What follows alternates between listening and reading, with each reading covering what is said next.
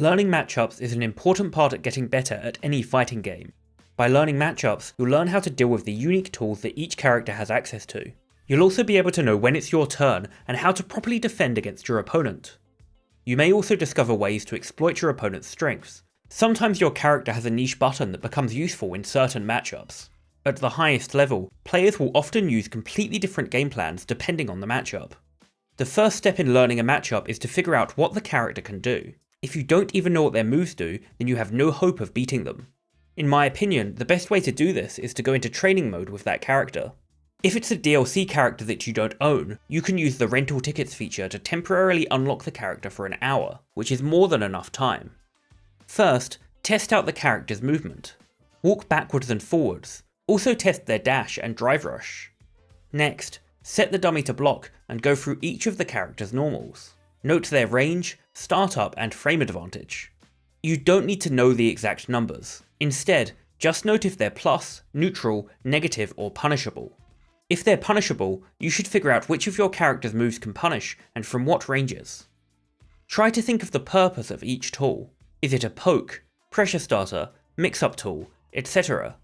Some characters have unique moves that you need to pay special attention to. For example, Luke's suppressor moves him back and can cause your moves to whiff. It's important to know about these options. See if you can find any obvious weakness in the move. Is it slow? Does it leave the opponent minus and in throw range? Is it short ranged? Does it have a lot of recovery? If it's a multi-hitting move, is there a gap that can be interrupted? Is the move weak to DI or perfect parry? Do the same thing with command normals, target combos, and special moves. There's a lot of information here, so don't worry if you forget most of it immediately. The idea is to build up a level of understanding of each of their moves. Then, when you're playing against the character, you at least know what they're doing and why. Don't worry about combos and Oki at this stage. That information is more important for playing a character than it is for playing against them. It's now time to get familiar with what playing against the character feels like.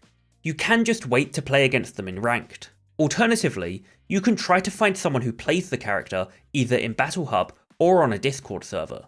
It depends how much you want to focus on that specific character.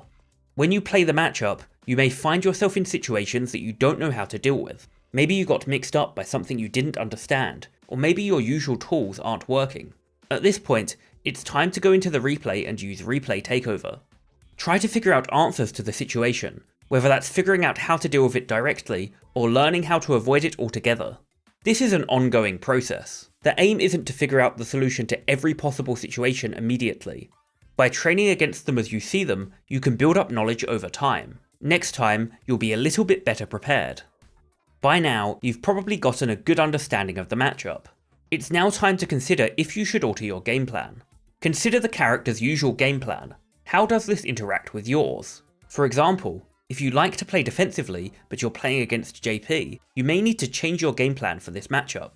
If you play defensively, you're unlikely to find an opening. Meanwhile, his fireballs and zoning will burn you out. Consider the ideal ranges of your character and the opponent. Who wins at the distance that you usually like to play in? For more information on spacing and ideal ranges, I have a video on that topic linked in the description. Think about what moves your opponent has that are annoying to deal with. Could you play differently to mitigate them? If you keep getting your fireballs punished by Akuma's demon flip, maybe you could focus less on the fireball game. By figuring out why your default game plan doesn't work, you'll also know exactly what you need to change. Playing differently to your usual style can take some getting used to, but it's well worth it in the long run. When learning matchups, I highly recommend watching high-level gameplay. Pick a pro player of your character and search for their replays in CFN. Watch some replays of them playing the matchup and make some notes. How do they play differently in that matchup compared to others? How do they deal with that character's tools? Do they favour certain options? Other players have already done the homework for you, so you can copy their notes. While it is important to be able to figure things out for yourself, it's also important to be able to learn from others. Even if you're trying to be a top level player, it's still valuable to watch other players of your character to get new ideas. Before I end the video, I need to give a quick note about Modern. The modern version of a matchup often plays differently to the classic one. There are two things to consider. Which moves does the character lose access to, and which moves benefit from modern inputs? Modern is incredibly rare at the highest levels. It is important to be aware of the differences so that you don't lose to every modern player you play against. As a general rule, you want to play slower and more patiently against modern players. Many modern characters have access to easy and consistent anti-airs that can punish you for jumping. Some also have access to powerful reversals that can punish otherwise safe options on reaction. If you slow down against modern players, you'll mitigate their advantages. Learning matchups is an ongoing process that you'll get better at with time. By spending a little extra effort, you can accelerate this process greatly.